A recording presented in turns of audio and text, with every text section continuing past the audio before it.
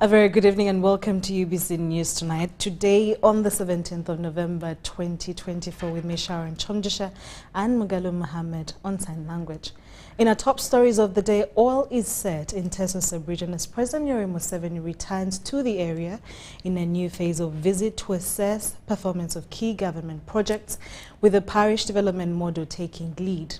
On Monday, 18th November 2024, President Museveni will start a 3-day wealth creation tour in Teso, starting from the districts of Serere, Kapelebyong and Katakwi. There is anxiety all over Teso sub-region as President Museveni takes the wealth creation crusade to the area. Highly expecting the President to visit them and very excited. In some districts, the President has taken a bit of time to reach. In some districts, since they were created, Museveni has not reached there, like Kapelebyong.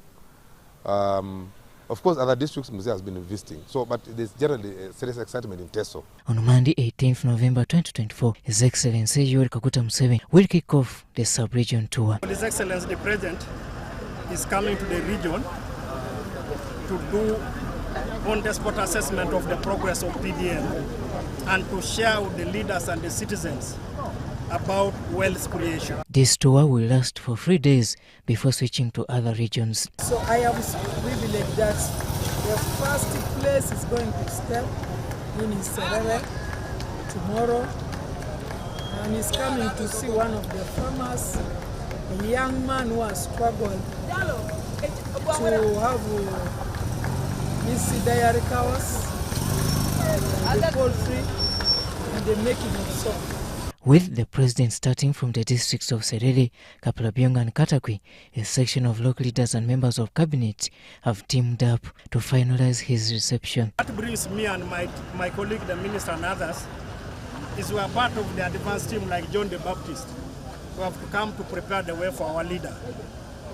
But while preparing the way for our leader, we have come to look at the infrastructure that he pledged to the people of this region, that he has been working with my minister to deliver. This will serve as example to others. When one farmer has been profiled, the rest go and benefit. And nowadays, if you are a man who does not have a cow in your home, you have no goat, you have no poultry or chicken, then you are not a man enough. Besides visiting and interacting with PDM successful beneficiaries, the President will also oversee the commissioning of various projects in the Teso sub-region. As the resident city commissioner, I'm prepared to receive him in the industrial hub, where I'm the regional body chairperson. We are now having the 3rd intake ongoing. We have already graduated the 1st and 2nd intake, and so he's going to meet the 1st and 2nd and 3rd intakes in the hub. Is going to commission the hub. However, some local leaders are optimistic that the President will pay attention to matters of cattle compensation, fruit growing, among others. Teso as a region, we don't have a crop that we can sell. We have a lot of cassava, and every home has got cassava. Every home, but why is cassava low? So these are things that I see the President has started talking about, how to bring, how to bring a factory for cassava in Teso. I want to encourage everyone to rally behind the President. We need as a region to have what we can pride on. And when you go to Busoga, they have 2 issues. They have fish and they have sugarcane. Now, we have realized we cannot, as Teso, do with the issues of oranges. Oranges cannot make us rich. That's what we have discovered. Museveni's 3-day visit to Teso will end on Wednesday, 20th November 2024, before switching to Karamoja on Thursday, 21st. Robert Onyango, UBC News. Thank you so much, Robert Onyango. In more stories, the government has given out tractors to all districts of Bunyoro sub-region to support farmers in improving and increasing on their agricultural production. The Prime Minister of Uganda, Robert Nabanja, handed over 2 tractors to each district of Bunyoro at Kakumiro district headquarters. Take a look. Of government on behalf of the President. Honorable Matia Kasaija is driving on behalf of the President. Please take a mic, Sumuruzu.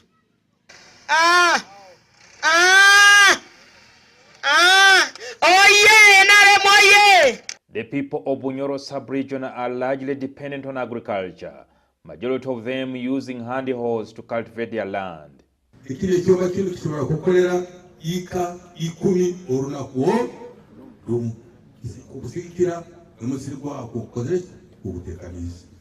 Now, government through the Ministry of Agriculture has come to their aid and has provided 2 tractors to each district in Bunyoro. The President directed me to handle this on his behalf. So the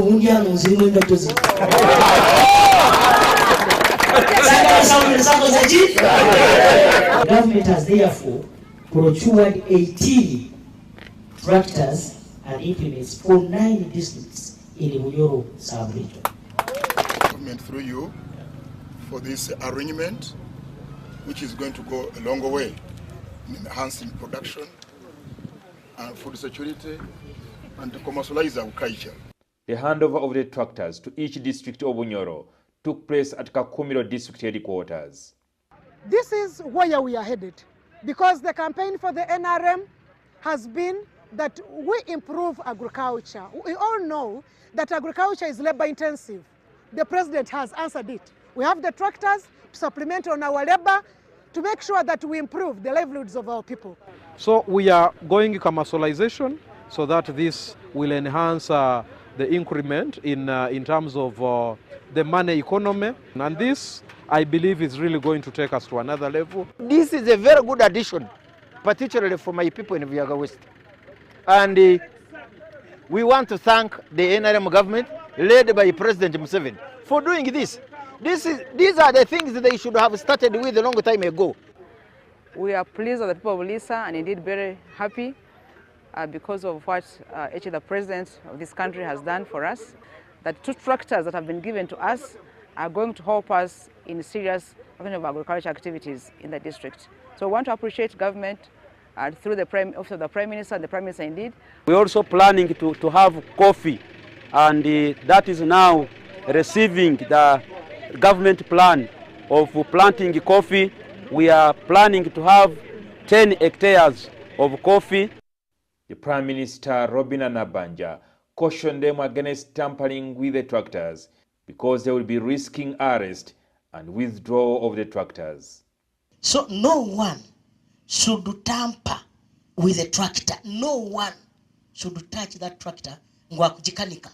A tracking system has been installed in the tractors. So if tampered with, the tractors will be known. Please take good care of the tractors. Other information we are going to give to the operators that you are going to send to us.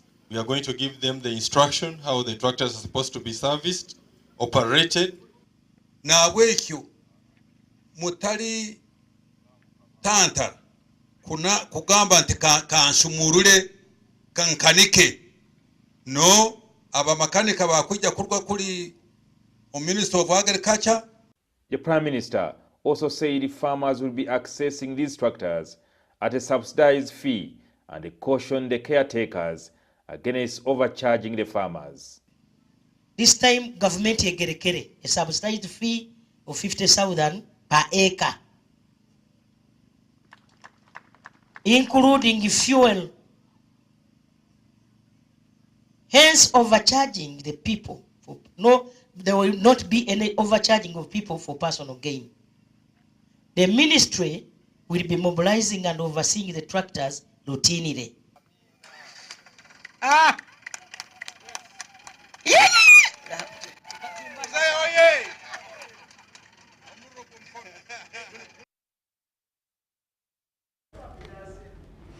In more news, a meeting of Lango cultural leaders was dramatically interrupted when a clan leader pulled a pistol on colleagues after being asked to leave. Ambassador Dixon Ogwango Cole was eventually disarmed by police and taken to Lira Central Police Station to record a statement.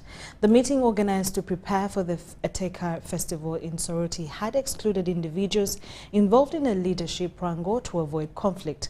As Edu Elwa reports, tensions boiled over when Ogwango appeared in the middle of the meeting. Take a look.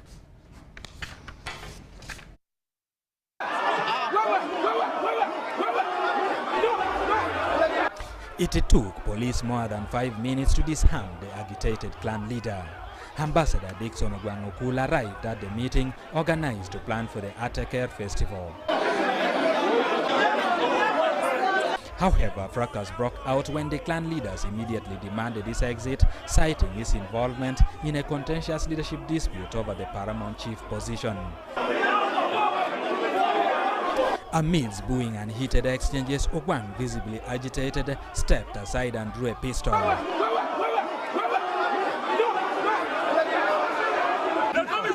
are a responsible person. How can you? Hand over. No. Let's calm down. Let's calm down. Put the hand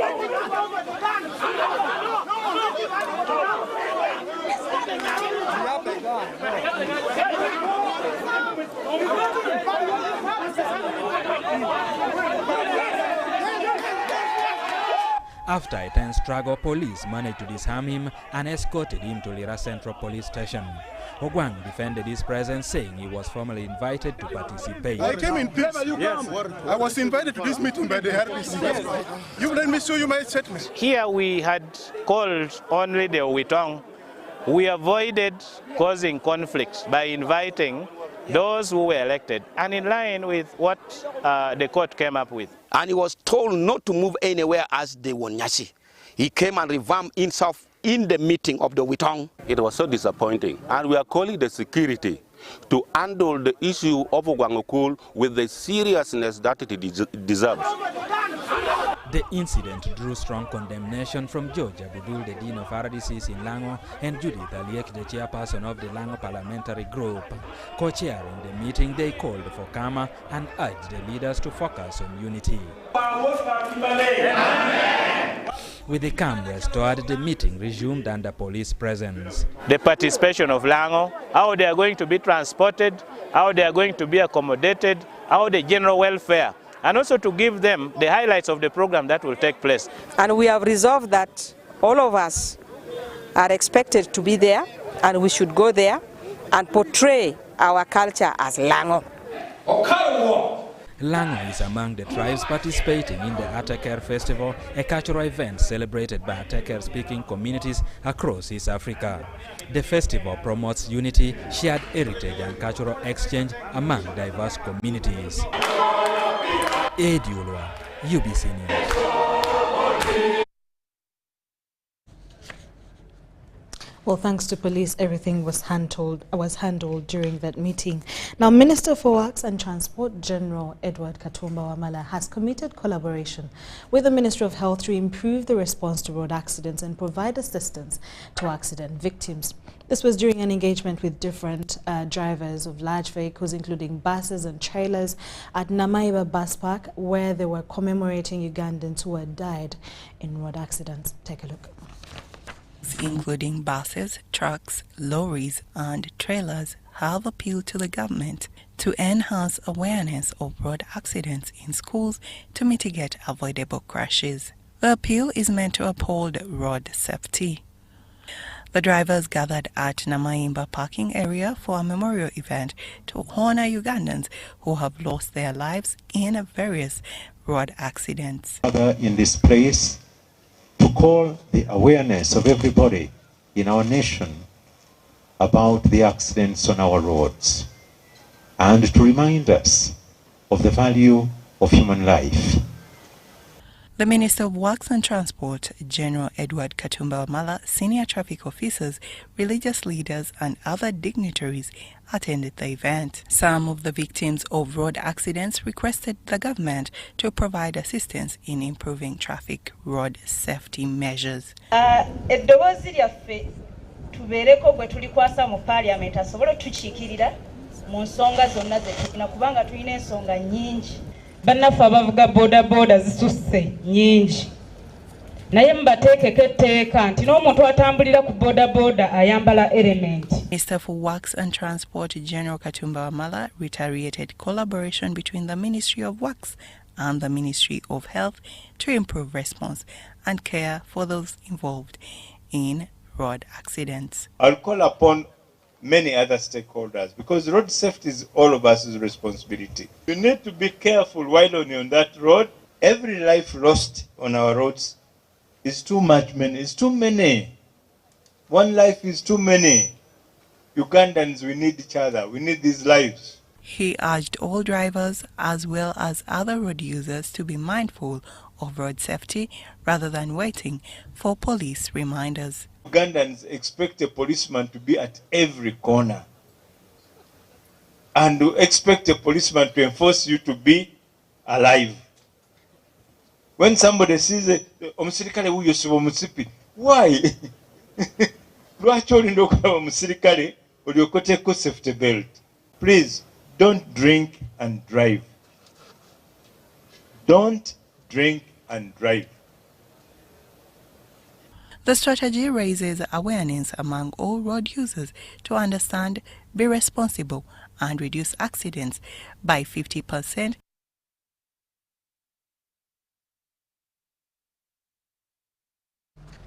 Government has been urged to forge close ties with the BRICS, a global alliance of the world's major emerging economies. This warning has been sounded by Dr. Mahiri Balunywa, a research fellow at the Center for Critical Thinking and Alternative Analysis. I beg your pardon.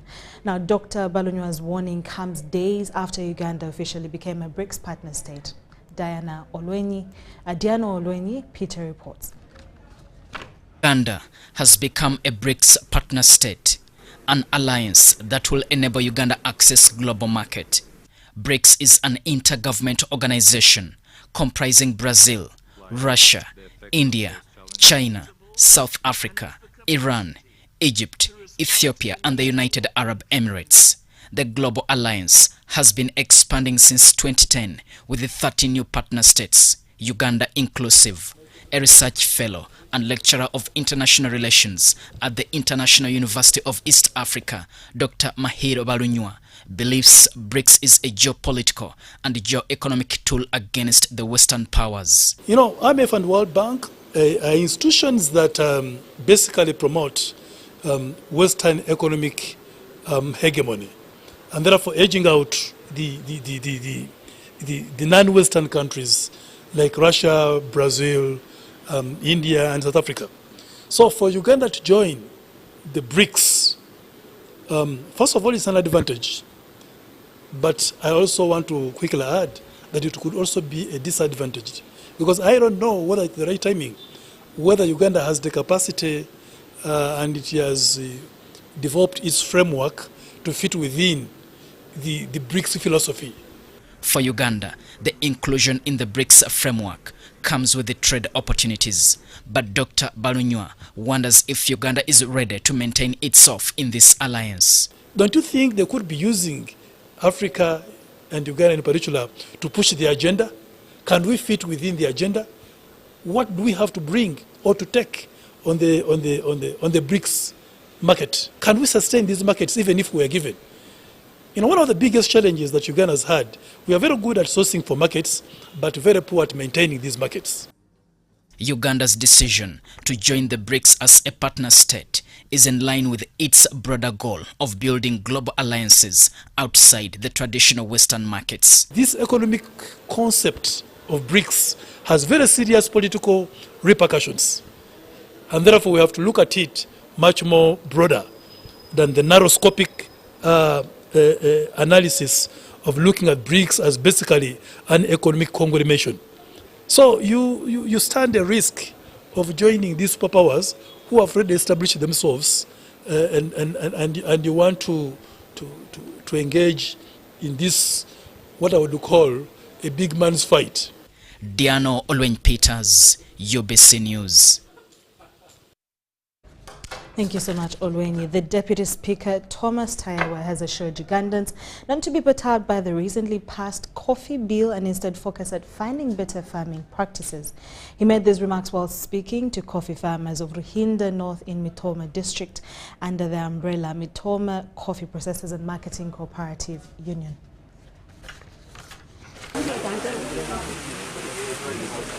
Ruhinda North Member of Parliament, also Deputy Speaker Thomas Taiwa, has met coffee farmers and pledged to support them with over 200 million Uganda shillings to establish a coffee factory.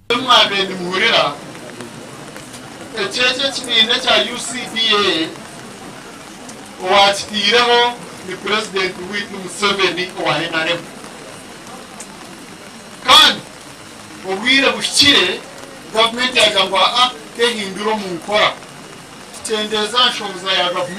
Taiwa encouraged coffee farmers that the recently passed coffee bill should not discourage them from growing coffee.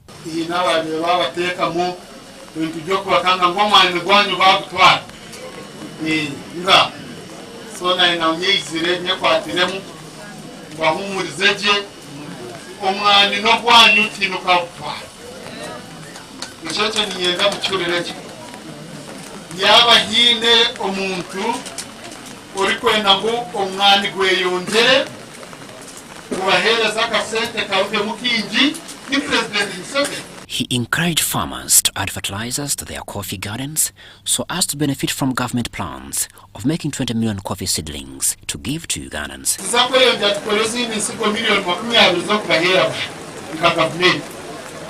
Now,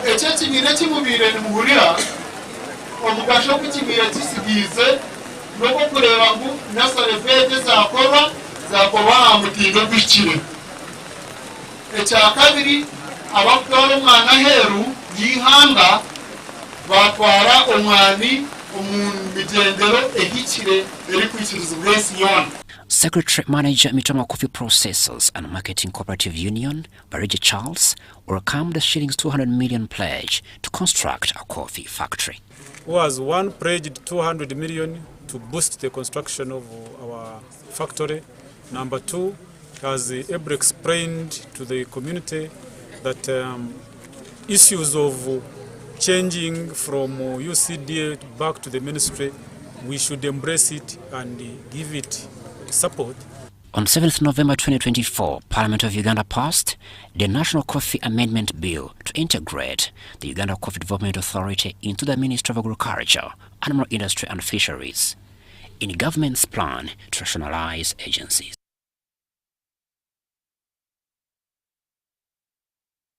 We'll take a short break and we'll be back with more news.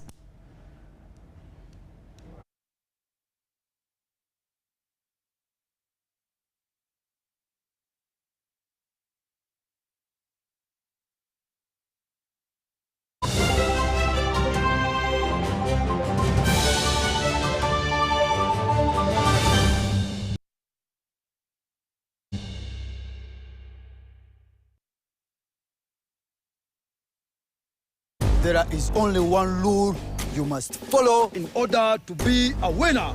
Number one, defeat the undefeatable. You, step forward. I want you to box the air until it falls down. I'm not seeing it falling in. You see it falling in. Box, harder. Winning is hard, but with MTN Momo, it's easy. Simply pay or shop with Momo for a chance to win mobile money every day. Use the Momo app or dial *165*3#.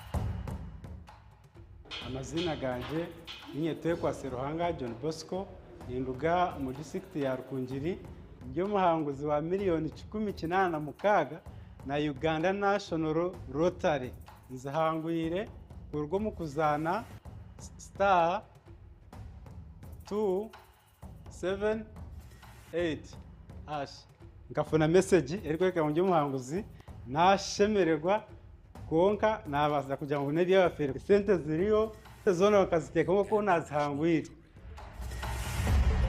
Uganda National Lottery.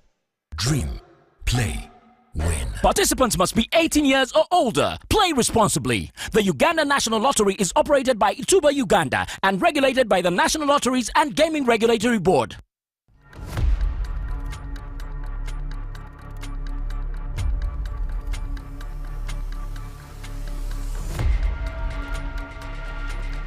Uncle Mo, asiri koja tukwasa. Vayo na wasajja batusonyiye. Chikakasi. Vayo. Government has done it. Uganda Revenue Authority has taken you off the burden of paying interests and penalties. All you have to do is to pay your outstanding principal tax to benefit from the waiver of interests and penalties that runs till the end of December 2024. Call us on our toll-free line or email services@ura.go.ug. Uganda Revenue Authority. Developing Uganda together. In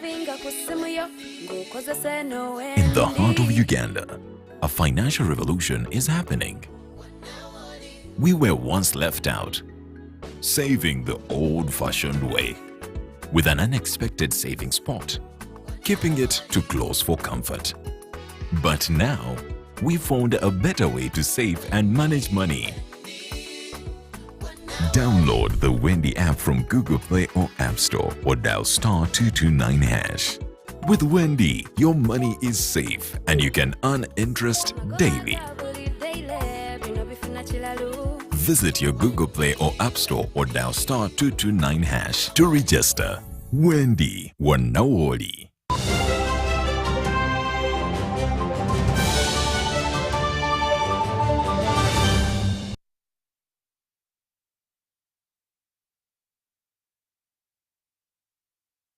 BBC News Tonight. In more stories, Uganda has received 700,000 tons of food donation from the government of the United Arab Emirates in response to the growing food crisis in Chiliadongo refugee settlement camp. UAE's ambassador to Uganda, Abdallah Hassan Al-Shamisti, handed over the food donations to Uganda's Minister of Youth and Children Affairs, Balam Barugahare. The camp hosted over 130,000 people. Watch. Lango refugee settlement, one of the biggest camps in Uganda, covering over 27 square miles. The settlement is a home of about 130,000 refugees, mostly from South Sudan, with a population of 83,000 Sudanese, who are currently 45,000, and others from the Democratic Republic of Congo, Kenya, and Burundi.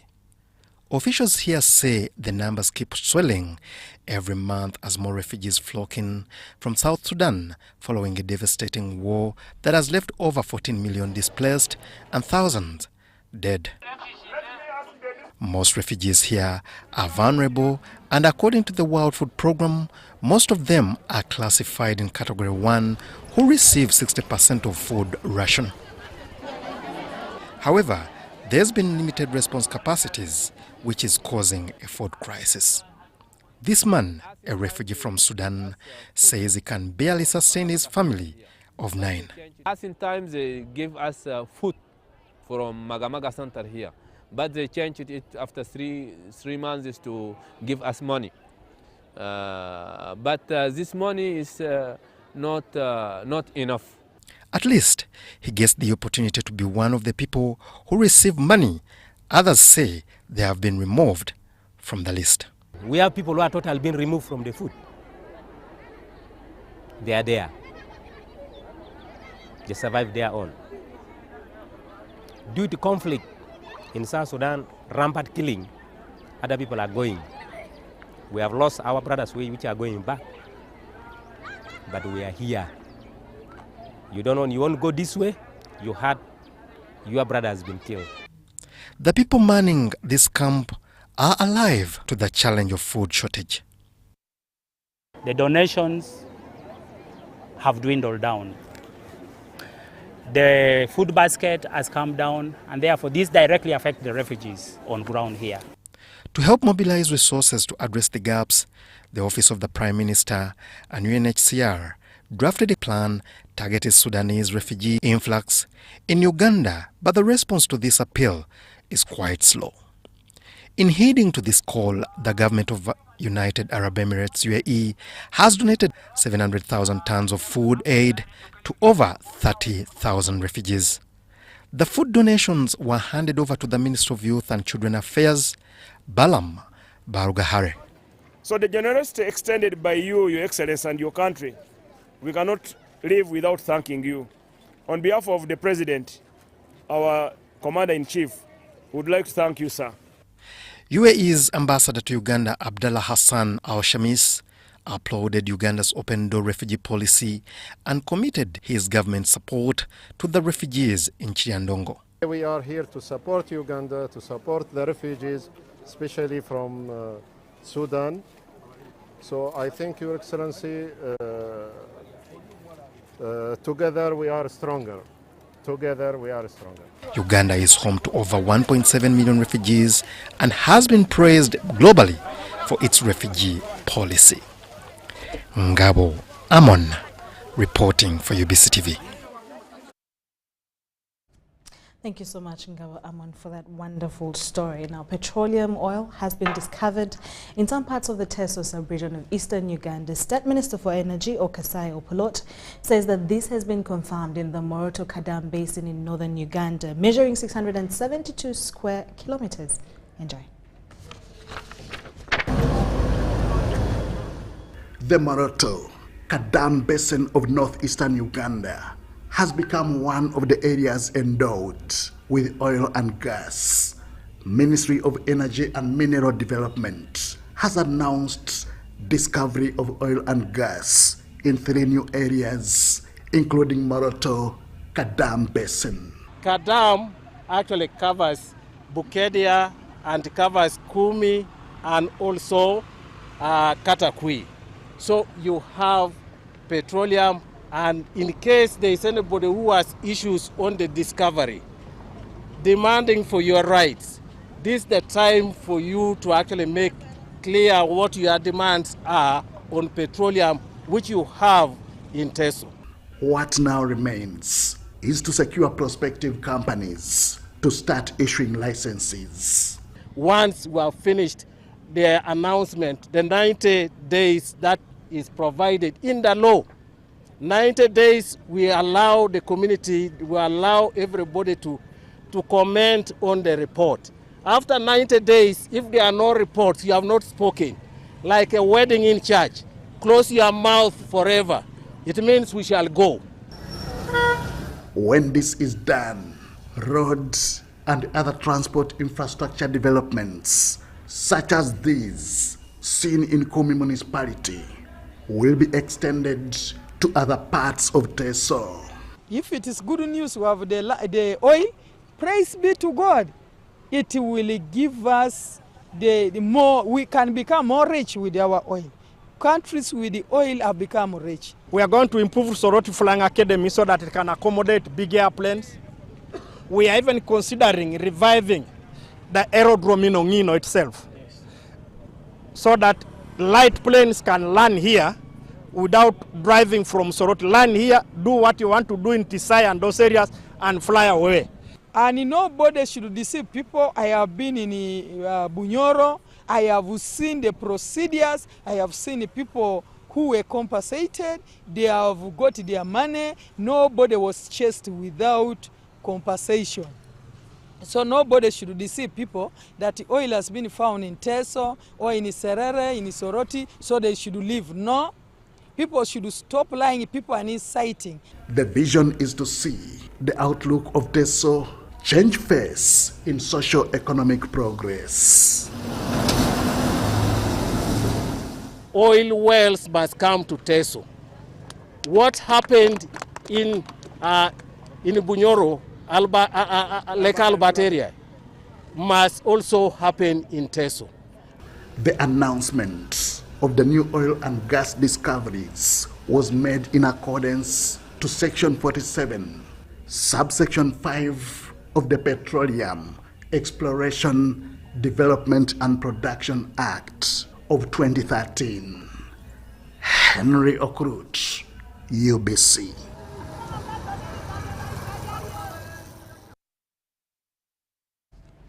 Lions Club members in Uganda have commemorated the World Diabetes Day with a run and walk in Kampala. Commemorated annually on the 14th of November, the World Diabetes Day seeks to create awareness of diabetes and advocate for the sick. About 11.5% of global health expenditure is spent on diabetes annually, which amounts to $966 billion US.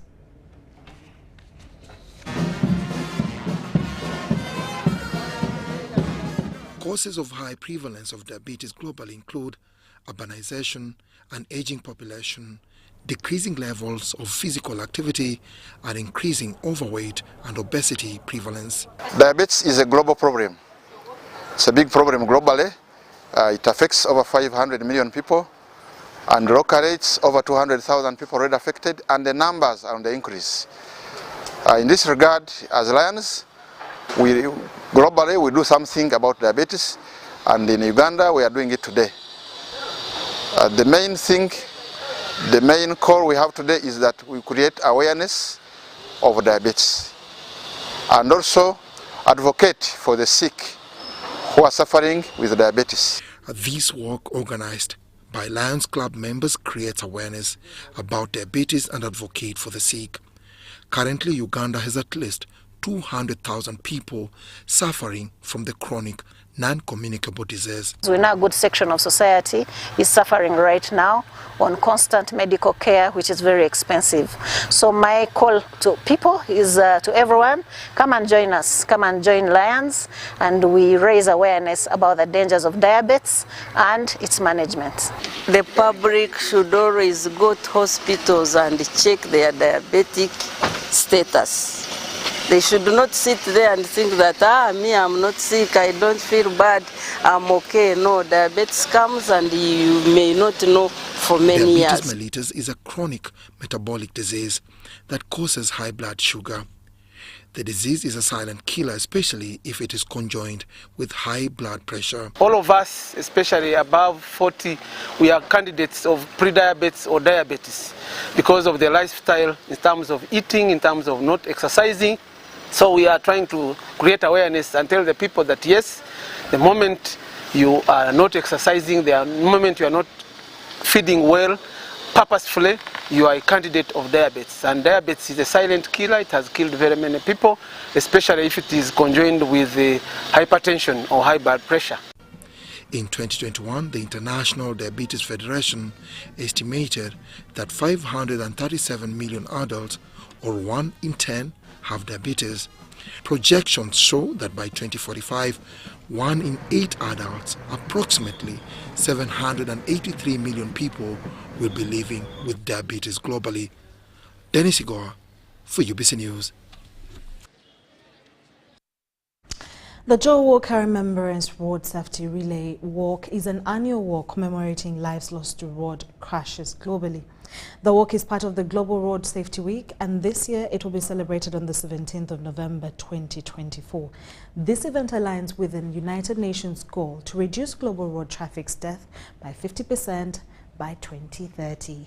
The initiator of the Joe Walker Remembrance Road Safety Relay Walk said that Joseph Bayenga, this is a platform for amplifying Uganda's road safety efforts. A number of participants across, including the former Uganda goalkeeper Dennis Masinde Onyango, were early morning gearing up for the exercise starting at Sheraton Hotel, Kampala. What it means if we did, each one of us, what we are supposed to do. And government did what they're supposed to do. Every aspect, the driver did what they're supposed to do. The pedestrian did what they're supposed to do. How we can get safe roads. So today that's the message we are putting out. And as we walk, one of the things I'd like us to do is we should be role models of what it means to be a pedestrian. And also take time to watch out what's happening on the road. Are there things you think can be improved to make our walking experience better? Got the invite, it was an honor because we lose a lot of people on the road. We need to be vigilant on the road. We must think about the person on the road, whether it's husband, a wife, a kid, because we all need to live our lives, but it starts with us. And to be here early in the morning to do this, I mean, it means a lot. On a Sunday, I would have loved to walk with you, but I will walk with you. To know that life is very, very important. When you drive on the road, everyone's life matters. So good luck, enjoy it, because it's very beautiful to have a walk and make everyone aware that life is very important. Indeed, life is important, and try to keep safe. Now, children living with disabilities find difficulty in many communities, ranging from segregation, lack of equal opportunities, discrimination, which has led them to live in fear and missing out on a number of opportunities like other children. Take a look at this story. Empowering children with disabilities has now shifted from giving them basic needs for daily survival to startup projects on long-term plans to cater for their well-being, training them to engage in income-generating activities. We saw there are very many types of youth communities that are being ignored, especially youth with disabilities. They have very many talents, but no one looks up to them. No one has given them a chance to groom and support these talents.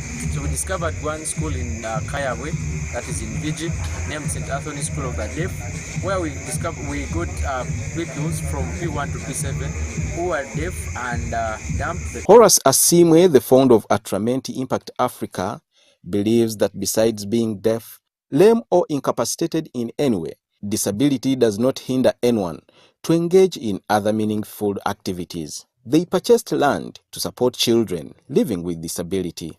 The co-founder in charge of operations, Dan Mumbere Asimwe, says the land will be used to empower children with disabilities from across all schools in Mpigi. Is that we felt that youth had very many talents that are not being exploited, and there had not come people to help them, create for them a platform where they are going to fully exercise and utilize their talents, so that tomorrow it could help them earn livelihood. There is a high increasing rate of unemployment, and we the youth felt like if we came together and support each other, help one another, discover, nurture and support our talents, it is going to help us in the future to earn a livelihood from these talents and skills if they are perfected. Mike Bakabulindi for UBC. The singing competition held at Jinja Karoli Catholic Church in Naweru Parish of the Archdiocese of Kampala, celebrating Ugandan matters with youth participation from various churches. Father Silveriat Bowembo, parish priest and chief guest, commended the talented young soloists and choirs and emphasized preserving Ugandan and church traditions. He advocated for teaching traditional instruments and songs to foster creativity and cultural continuity in the youth.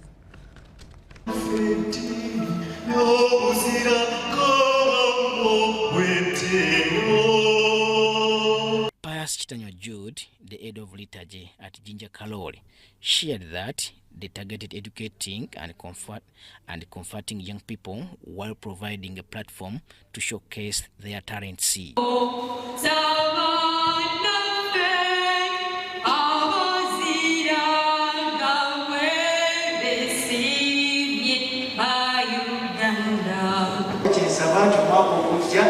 Emphasis abana bayiga okubimumezo prefeta abana bamanye nchikatanga mazina gebasimye gawa for helping our youth remain in the church, for helping our youth excavate and find their talents.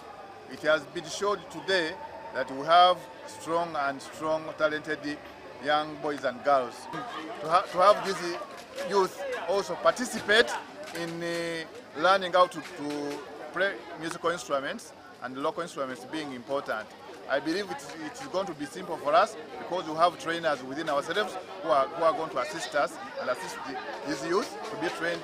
Deacon Pius Kafero from the Arua Diocese discussed the judging criteria which honored the Uganda matters.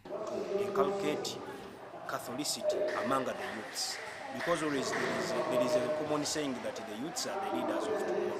So once we inculcate leadership among them and they know their faith, they will be able to defend their faith and they will be able to speak well about their faith. So we started with the real things we have and we started with the Uganda matters because we know we are Ugandans, these were our ancestors, we are living on the land where they were living. So we want to emulate them today to show our youths their own example, how they lived. Kazoba John Mary and Nakalanda Joy Florence won the competition. I feel so happy because I have won these awards. It was not easy to win these, but in God I trust. I have won it, and I feel very happy to be with them. People who are there, or are youth, come and join the choirs and help people to know that we are in choirs. And that I want to take this opportunity to thank the management of Caritas Uganda. The event was to deepen youth engagement in faith and underscoring matters in their spiritual lives. Robert Katamba and Jamilu Sekaja, UBC News. You used to tell me that I don't make you happy. All that time you would be complaining. I'll call you every day, yeah yo, baby don't know. You can now get all the Chibuzi out with MTN voice bundles. Call all networks Kubei Dondoro. Buy a 25-minute voice bundle for only 1,000 or buy any daily voice bundle of your choice. Dial *100 *21# and select daily or use the My MTN app. When we talk together, we are unstoppable.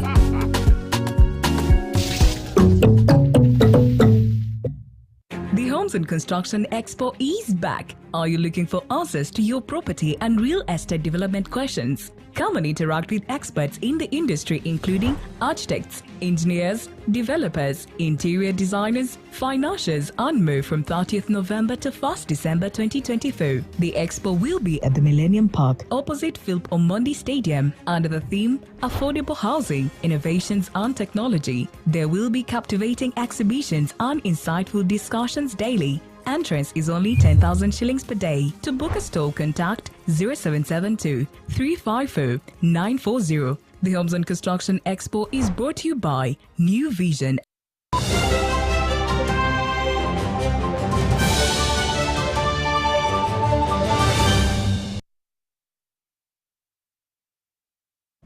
Welcome back to UBC News Tonight. From the business desk, Ministry of Education and Sports has encouraged technical vocational education training institutions to embrace the public-private partnerships to foster the growth of skills training to address youth unemployment.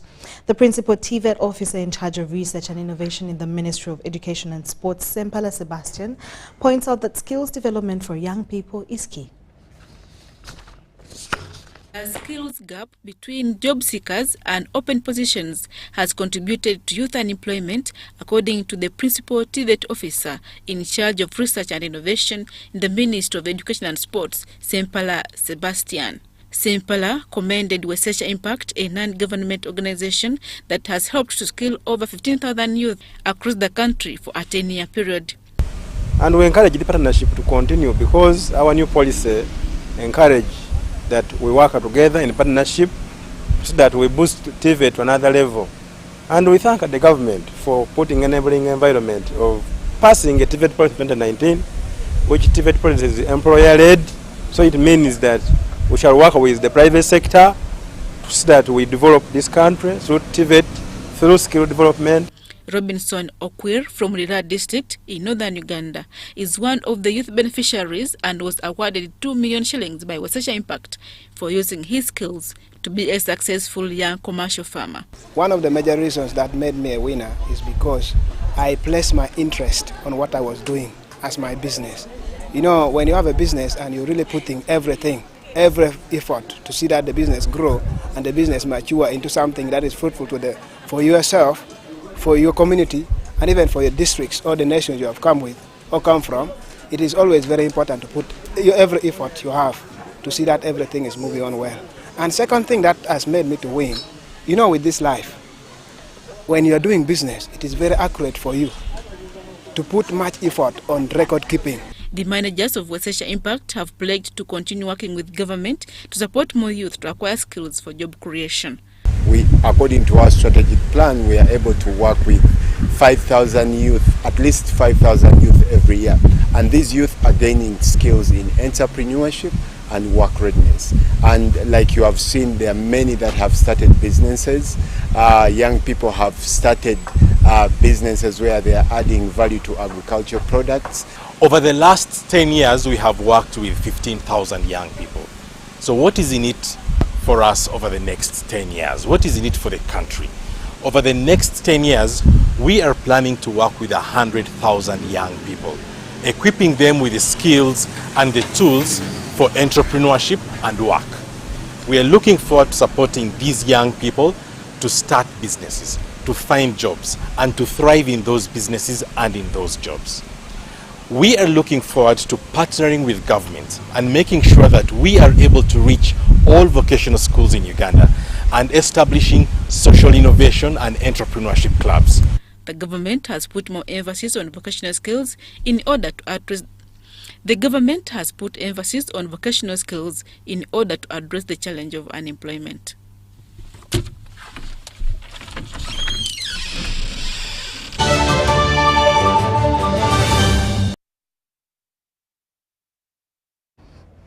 Uganda's cricket screens completed an unbeaten run at the ICC Cricket World Cup Challenge League B after defeating Bahrain by 166 runs in their final game of the tournament. The game was at Entebbe Lakeside Oval. Uganda finished the first round of the Cricket Challenge League on top of the 6-team table with 9 points from 4 wins and 1 washout.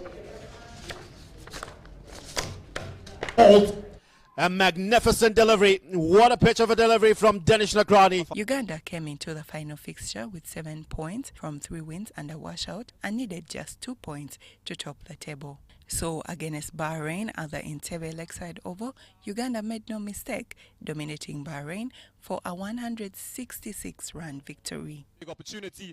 Uganda won the toss and elected to bat first, setting a decent total of 267 runs for 8 wickets in 50 overs, with batters Nakrani 76 runs not out and Shirideep Mangala 102 runs, retired Hart contributing the most, Mangala registering his first List A century in this match. Uganda defended in 40.5 overs after bowling out Bahrain for 101 runs. Spinners Alpesh Ramjani 3 wickets, Henry Senyondo 3 wickets and Frakan Subuga 2 wickets, making the most with the ball. Uganda won the game by 166 runs. It is always special to be a man of the match and getting a century for the team.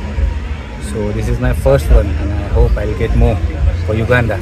I know I was batting good, just that you have to be there on the wicket and I just did that today. I stayed there, I wait for the loose ball, loose deliveries, I converted and I got it. So I'm very happy. I'm very happy, especially for the team. The way they fought in this whole tournament, the character they showed, it's really amazing to see.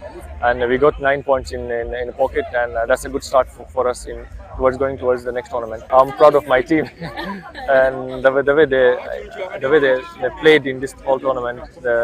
They wanted to win. They wanted to go and fight for the team, and it's easy my job because.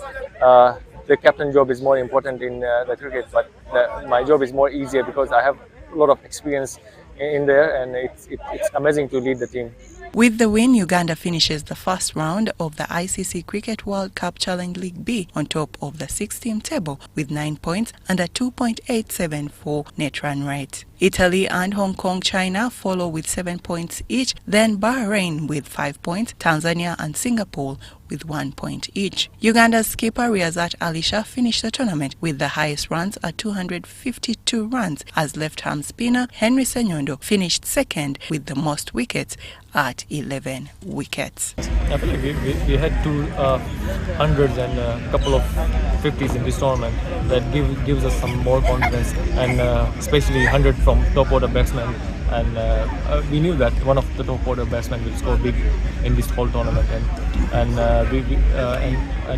going towards the tournament, and it will give us more confidence, especially the top order.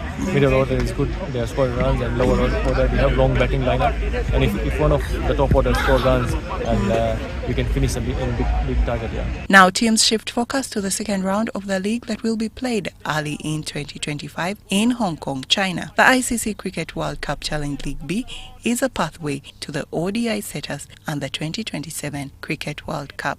Sharon Kyomugisha, the captain, UBC News. the man of the moment, always there when the team needs him. Riazat Ali Shah takes.